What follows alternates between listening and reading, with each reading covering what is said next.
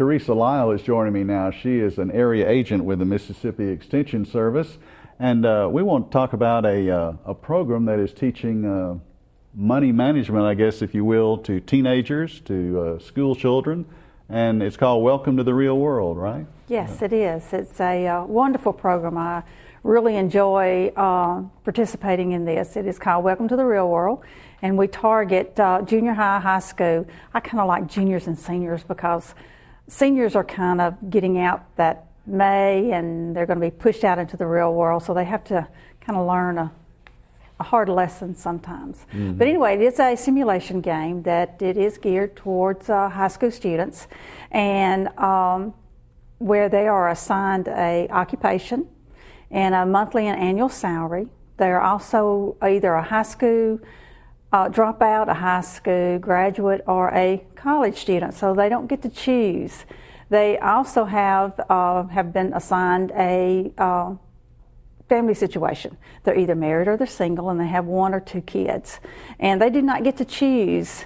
Now, some of the area agents, FRM agents, they kind of go on their occupation for their GPA. If they are A student, they get better jobs, B, that sort of thing. I just kind of like to throw it all in. It doesn't matter. So, and it kind of opens their eyes like, oh my gosh, I want to make more than this. Right. But anyway, they have to maintain a household.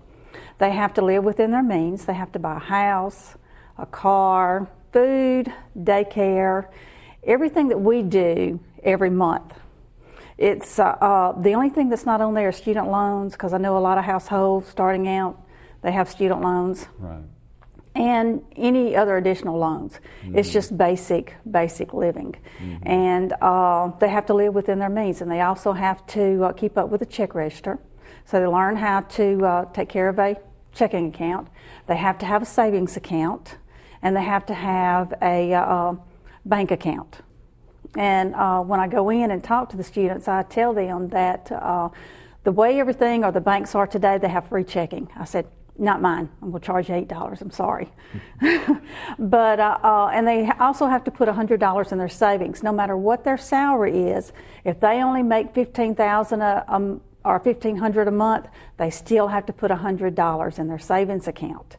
And a lot of the kids run out of money, and I kind of like for them to run out of money, some of them, because it lets them see, okay, what am I going to do next? I don't have enough money for daycare, and I've got to have my child in daycare. Mm-hmm. I don't have enough money for food, so they have to have another job. They have to have the second job. Mm-hmm. And when it comes to daycare, and I tell them, I said, you can't quit your day job. You still have to provide daycare for you are solely responsible for your children. Mm-hmm. No one else will help you.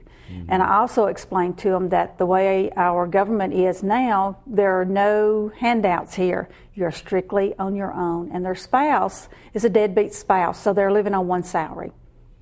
And I also let them know that the way households are today, it takes two, to manage or to have enough money to pay their bills. So they get to see what it's like, or what their parents go through. A real eye-opener. It is a real eye-opener, and the kids don't understand a lot of things that their parents go through when they say, I'm sorry, I don't have any money. Well, now they understand, mm-hmm. When they say, I'm sorry, maybe I'll have it Friday, and they understand it more.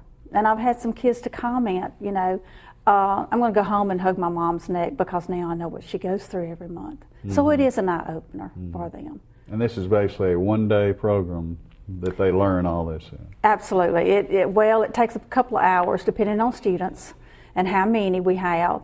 If we have more than 40 or 50 students at a time, we usually bring in volunteers, and we like people from the community to come in and man some of the stations, because they have to visit 15 stations. Mm-hmm. And we have bankers, and we have insurance agents to come in, and different volunteers to come and help with the simulation game, and they enjoy it also. Mm-hmm. So, well, if there's a school or an organization interested in having the Extension Service present this, how do they get in contact with you, or what's the next step?